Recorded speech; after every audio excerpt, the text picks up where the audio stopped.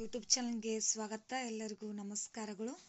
ಹುಚ್ಚು ಉರುಳು ಈ ಒಂದು ಪಾಠದ ಪ್ರಶ್ನೋತ್ತರಗಳ ವಿಡಿಯೋ ಇಷ್ಟವಾದಲ್ಲಿ ಪ್ಲೀಸ್ ಲೈಕ್ ಮಾಡಿ, ಸಬ್ಸ್ಕ್ರೈಬ್ ಮಾಡಿ.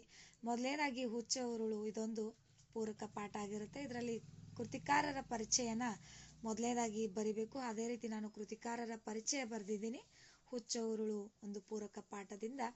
ಇನ್ನು ಅದರಲ್ಲಿ ಬರುವಂಥ ಅಭ್ಯಾಸ ಅಂದರೆ ಕೆಳಗಿನ ಪ್ರಶ್ನೆಗಳಿಗೆ ಉತ್ತರಿಸಿ ಅಂದಿದ್ದಾರೆ. ಒಂದೊಂದಾಗಿ ಪ್ರಶ್ನೆಗಳನ್ನು ಕೊಟ್ಟಿದ್ದಾರೆ, ಅದಕ್ಕೆ ನೀವು ಉತ್ತರನ ಬರಿಬೇಕು ಮಕ್ಕಳ.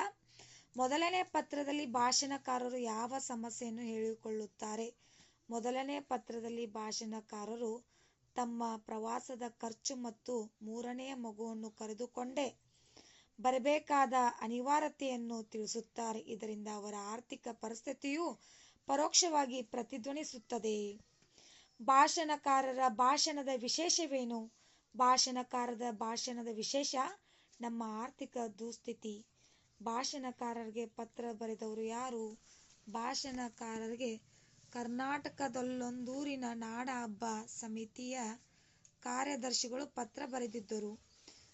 ಭಾಷಣಕಾರ ಭಾಷಣ ರದ್ದುಪಡಿಸಲು ಕಾರಣವೇನು?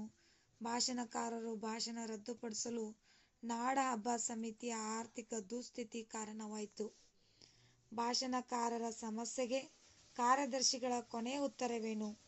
ಭಾಷಣಕಾರರ ಸಮಸ್ಯೆಗೆ ಕಾರ್ಯದರ್ಶಿಗಳ ಕೊನೆಯ ಉತ್ತರ ಭಾಷಣಕಾರರ ಭಾಷಣಕ್ಕಾಗಿ ಹೊರಡಿದಿರುವುದು, ಏಕೆಂದರೆ ಅವರ ಭಾಷಣದ ಕಾರ್ಯಕ್ರಮಗಳನ್ನು ರದ್ದುಗೊಳಿಸಿರ್ತಾರೆ.